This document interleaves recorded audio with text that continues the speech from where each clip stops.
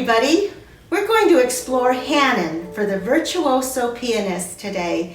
And today we have Oren Herndon, who's going to demonstrate to us the difficulties and the ease of learning Hanon.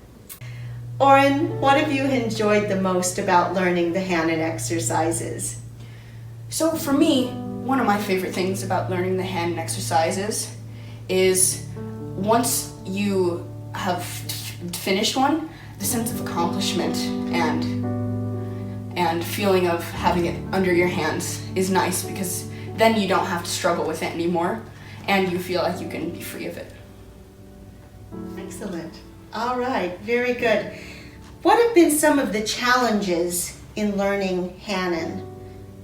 So one of my biggest challenges in learning Hanon was at the beginning. I was really trying to rush it, but I wasn't really having the proper technique. And one of the biggest challenges is just keeping the proper technique through the whole thing. And if you don't do that, it only becomes harder. All right, very good. Let's demonstrate what some of those techniques are. First of all, place your hands on the keys so that we can see how we want our fingers to look on the keys. Now we see this nice round hand position here. Oren's hands are very high. He has nice flat wrists, very supportive wrists. They're very strong, so these wrists aren't collapsing as he plays, right? These are the supporting actors of doing Hanon exercises. We're going to play with all our fingers firm, so all of our joints are firm, and we're going to use a lifting action because we're going to load each finger with energy. Go ahead and lift your fingers there, Oren, as you off the keys. Just lift one finger at a time so that we can see that lifting motion as you play. You see? So it's the finger lifting action that creates the strength in the hand on the back of the hand here. We load the finger with energy and we release the energy into the keys. Let's just have you play a little bit of Hanon 1 to demonstrate that finger action, and go slowly with exaggerated finger motion. Okay.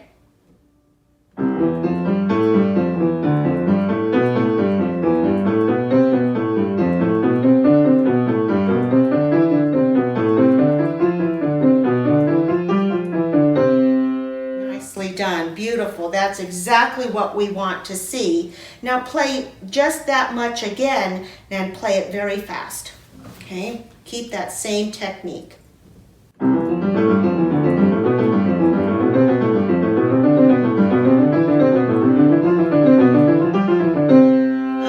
That's what we want. We want flying fingers. You see how easy he makes that look? Oren, was it easy to achieve that? Not even a little bit.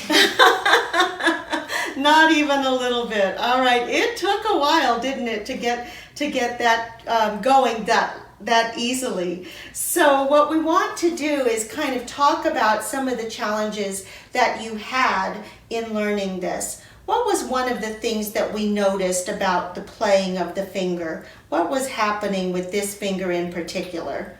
Well, with my left hand index finger, it would hyperextend like this when I came down on the key. And what would that do? It would actually, sometimes my hand would fall off and I would get stuck on a key. And so my left hand would like fall behind and have to refresh and start new. Mm-hmm.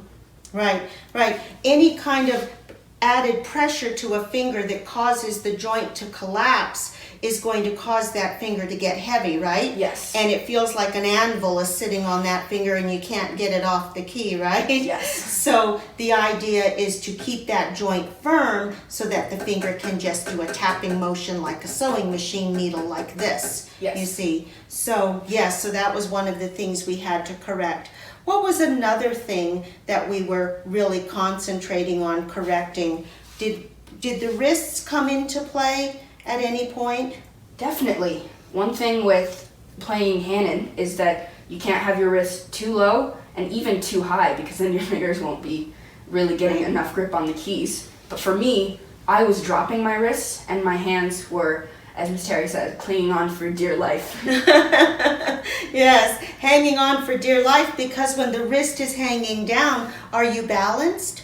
No, your balance is down, and so then you can't play as fast without getting tired. Right, right. And we call that hanging on for dear life, because when we take our wrist down in this fashion, we get this tugging sensation on the fingers, and the fingers feel like they're trying to grip the keys and stay on the keys because they're off balance. So we want them perfectly balanced over. For one, if your wrist falls back, look where the thumb goes. And that was another thing that we had to correct, wasn't it? Was that thumb hanging off the key, because every time the thumb had to play, you were doing this. Can you do that incorrectly for me with just your left hand to demonstrate it? With the thumb?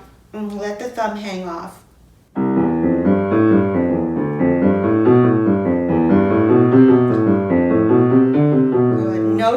Notice the extra movement that he's having to make every time he has to play the thumb.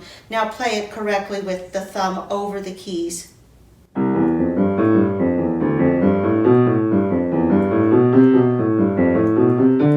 Beautiful. See how easy that is? There's no extra movements going on. Every finger is ready to go because they're balanced right on top of those keys. Nicely done. So, with the Hanon exercises, what we do is we learn Hanon 1, and it takes us a while to get the technique down in Hanon 1. Okay, so it took us a few weeks to get this one learned properly. And the idea is to start slowly at a metronome setting of about 60. And these are in 2/4 times, so we're playing with 16th notes. So as we're counting the rhythm, it's January, February, January, February, January, February, as we're going in 2/4 time, January, February, January, February, as we're moving through. So we're constantly saying that because it's much easier to say 4-syllable words to our 16th notes rather than trying to count them, because there's just so many notes on the page. All right? So we use 4-syllable words to count the rhythm. Once we attain a metronome setting of 108 in an exercise, then we're ready to advance to the next exercise. And there's actually 20 of these exercises in the book. Oren has gotten to exercise 7. And once you learn one, the idea then is to be able to play consecutively from 1 all the way through to the final one that they've learned.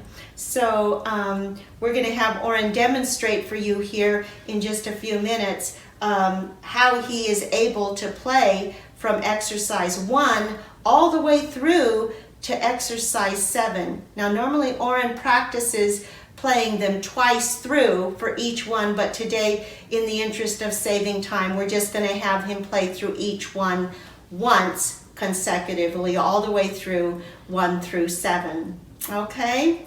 So this little demonstration is designed to help those students who are really working on Hanon and trying to achieve them properly, and we thought it best to try to demonstrate to you how to do these correctly, and you have something to refer back to and to also give you inspiration. So we're going to move the camera over so that we can see Oren's fingers at work, and he's going to play 1 through 7 for us. This will be Hanon 1 through 7 at the metronome pace 108.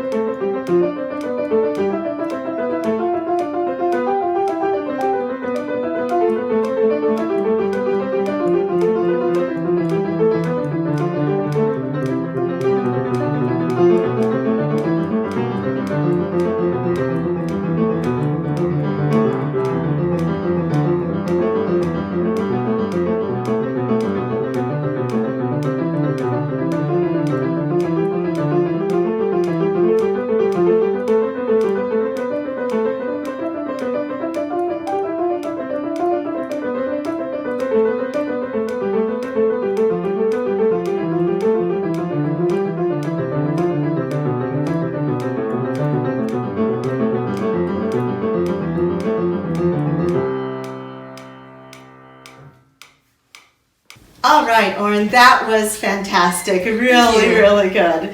Okay, so now I want to ask you, what's the easiest thing about learning the Hanon exercises?